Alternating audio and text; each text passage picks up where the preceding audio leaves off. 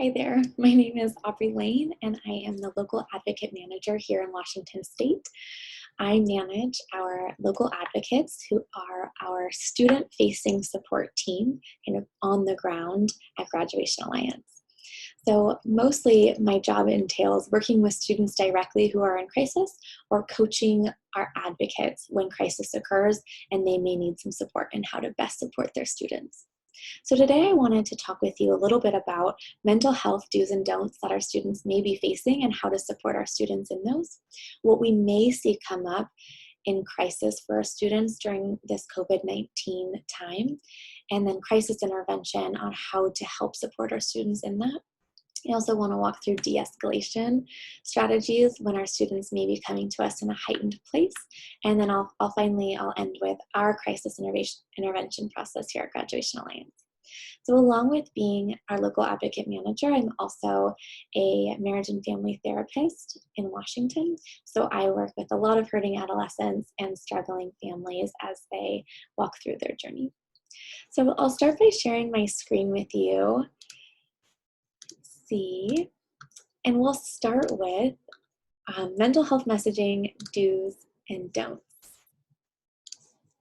Okay, so what we may notice in this time of COVID-19 is that we're having students who don't respond to us at all, who respond extremely inconsistently, who say they will respond or get work done, and then they don't.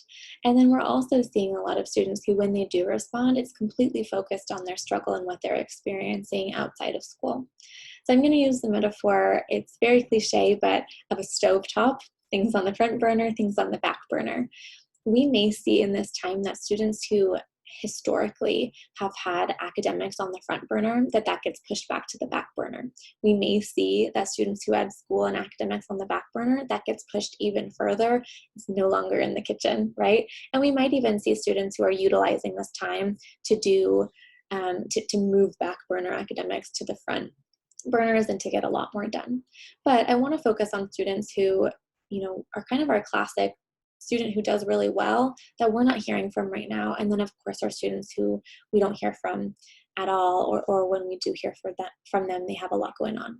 So things that we want to avoid saying is, you just got to change your attitude. So we might find ourselves in positions where our students are coming to us with a lot of heightened anxiety or depression, and we want to be cautious with diminishing. So a lot of my don't column is diminishing their experience. So you need to change your attitude or stop focusing on the negative, keep pushing forward. Everyone feels that way sometimes. We want to be cautious that when a student shares with us their experience, that we do a couple of things. We want to validate it. So we want to say, wow, that makes so much sense to me. That makes sense that I haven't heard from you. Right? So even as I say that, I can think of situations where I'm like, oh gosh, but they just reached out. I don't want to say it makes sense that they haven't heard, but really, if things have been challenging for them, a lot of the times it will make sense why we haven't heard from them. It will make sense why academics are on the back burner. So we want to be cautious that when we have students with heightened anxiety, depression, loneliness, adjustment during this season, that our messaging really matches our posture, which is they probably have a lot going on and they might be doing their best. I know this is hard, but you can't keep using this as an excuse.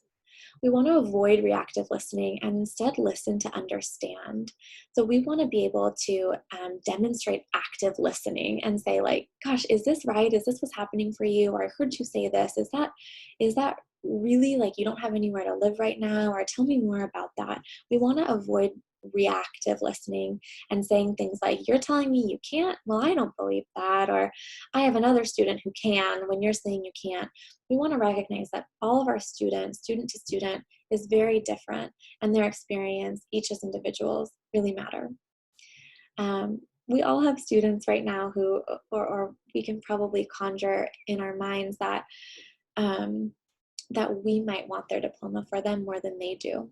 So it gets easy to be on the defense. And when we do finally hear for a student, say things like, we've talked about this already. When's it going to change? It's important to recognize right now, I know the word unprecedented gets thrown around quite a bit, but this really is a season that our students have maybe never well, our students have never experienced, we've never experienced. And so even if things have been talked about previously, we want to honor that day to day life looks different for these students. And that if we can actually be a support to them, they will come back to us more frequently, and they'll come back to us with more information, and then they will trust that we have their best interest at heart if we've given them a platform of safety to really hear what's going on for them. What we can say and do when we have students share with us some of their struggles or share with us that they're finally working when they haven't been for a long time is we want to allow students to say, you can share as much as you want with me or as little as you want with me. A protective skill that our students learn is not to say very much. And so if we have a student where it feels like we're pulling information out of them, that's a good time to let a student know, hey, when you want to talk about this, I'm here to listen to you, or I don't want to judge you. So if you want to share, I'll try to be a person and I'll try to hold a non-judgmental posture. We want to keep questions open-ended. Tell me how you're feeling. What's that like for you? Tell me more about that. Even when we say, how are you? And a student says, good, we can ask, tell me what's good. We can become curious. I use the stance ORCA, so openness, respect, accountability, or curiosity and accountability. Openness, respect, curiosity, and accountability. If we can become curious, that's C in ORCA, if we can actually say like, well, what is going on, or what is really good? What's not working for you? When you say, I'm having a bad week, what does that mean? What hasn't been good? If we can become curious, we can often gain a lot more information than just jumping right to, I bet they didn't do it because they didn't want to, even if that's been patterns in the past. It's also okay to set limits with a person. So if we have students who are quick to frustration, are quick to anger, are quick to blame, we want to first recognize that it's most likely not you. That's a defense mechanism to be blame-oriented. But then comparably, we can set boundaries which actually enforce safety for a student. So we can tell them, hey, I'm not open to having this conversation if you're going to yell at me, or if you keep using insulting names, here's my plan. I'll have to hang up, but I promise I'll call you back tomorrow. So we can set boundaries because boundaries can mean safety to students. And then, of course, kind of a classic counseling statement, we want to use I statements. So we want to say things like, I'm concerned about you, or I'm worried, or I'm noticing that you have told me multiple times you'll log in, but you haven't. Can you tell me more about that? Genuine curiosity, but coming from a place of what's happening on your end. If we tell students, you're not logging in when you say you will, almost always a defense wall is going to come up on their end. So now we'll move into crisis intervention. Common crises that our students are facing, especially during this time: eviction, homelessness, lack of food and transportation. These are almost always related to finances or safety. Especially lack of food and transportation is going to come down to finances. Many of our students are struggling financially in some respect, and at the extreme cases, this is where we get cued in on how bad things really are for them. So using that stove-top metaphor, of course, algebra is on the back burner when they don't know where they're going to sleep that night. And so we as supporters for these students, we want to start with recognizing that their basic needs, if they're not met, then their academic needs are going to go out the window as well. We don't have to solve them for students. We can come in even just as warmth to let them know, wow, this is overwhelming. I can imagine you're anxious, and I'm here for you. I'm going to help with resources if you want to help. Or can I check in with you tomorrow and just hear how you're doing? We can help students rebuild some sense of normalcy and just being able to process what's happening for them. Suicidal ideation and suicidal intent, these are two different things. Suicidal ideation is having ideas about not being around anymore, ideas about suicide. So maybe a student will say, like, I'm at the end of my rope, or I'm really overwhelmed, or life would be easier if I could just end this pain. That can be really scary for an educator to hear or to read. That can also be really scary for an adolescent to experience. And suicidal intent is where they have means, plans, and lack of hope. The hope piece is one of our biggest portions that we want to assess for. So what is going well right now? Who is on your team? Are you looking forward to anything? Want to be intentional about looking for intent. This is something that's commonly talked about right now: interpersonal conflict, physical violence, and emotional violence in and outside of the home. For many of our students, being home for weeks on end when it's not a safe place is going to be a biggest indicator of heightened anxiety or depression. When they don't feel safe at home, when they don't have support at home, and they're forced to be home right now, they may be in a space mentally that is unprecedented for them in this unprecedented space. So being attuned to how our students are doing emotionally when we ask questions like, how are you? And they say, I'm okay. Becoming curious, that's C in Orca, open and curious around what's happening for that student. Heightened anxiety or depression. This, to me, when students are coming to me with high anxiety, my response to them is, of course you're anxious. Of course you are. Yeah, the whole world is anxious right now. Society is anxious right now. It makes so much sense that you are too. Let me help you with your, biopsychosocial needs, which is, how are you eating? How are you exercising? How are you sleeping? Can we get some of that under control? Can I pass you resources? Can I plug you in with a counselor? There's so much anxiety and depression happening. And the great news is there's a lot of virtual resources that our students can access. Often how we're alerted to crises that our students are facing, the student tells the teacher directly, they tell another support academic person directly, they allude to it in their writing. This is common for teachers to see. The parent reaches out if the parent is really attuned to how their kid's doing. Their behavior changes rapidly, so maybe we see that a student has always been academically front burner and all of a sudden it's back burner. That's a great indication something's happening for our student.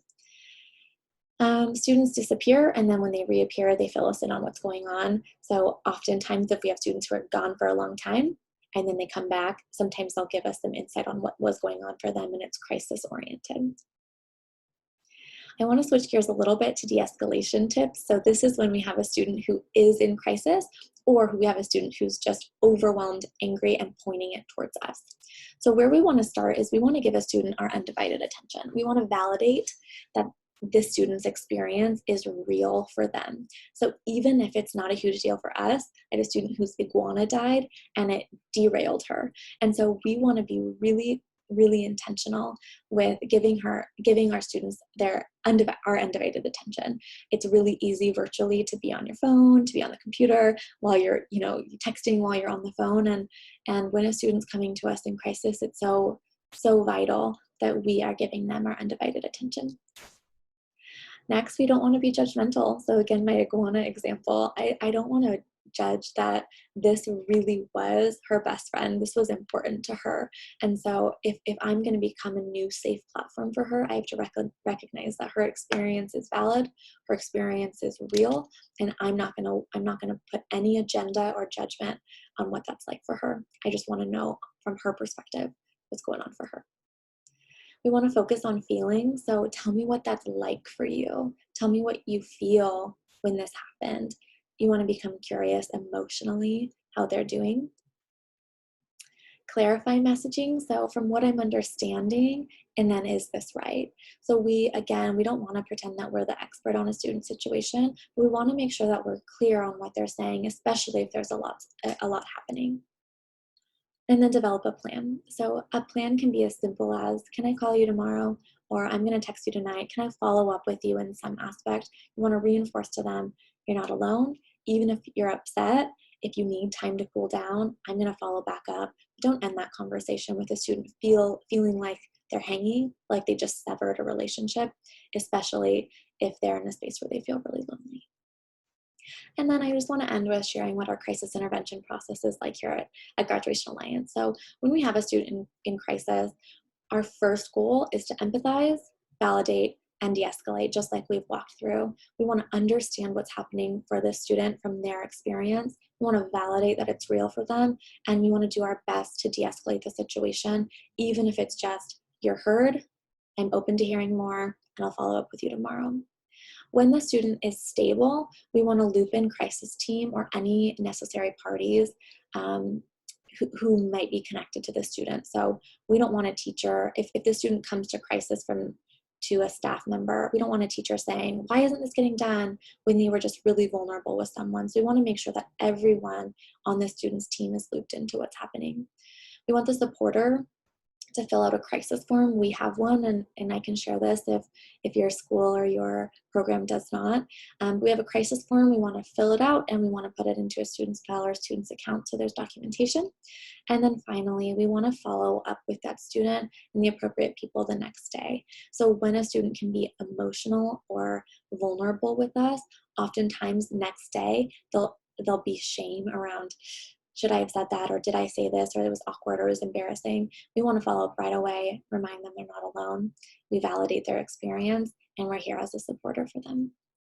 I know this was a lot of information. I appreciate you all staying with me in it, and good luck in this overwhelming time. Please make sure that you're also taking care of yourself.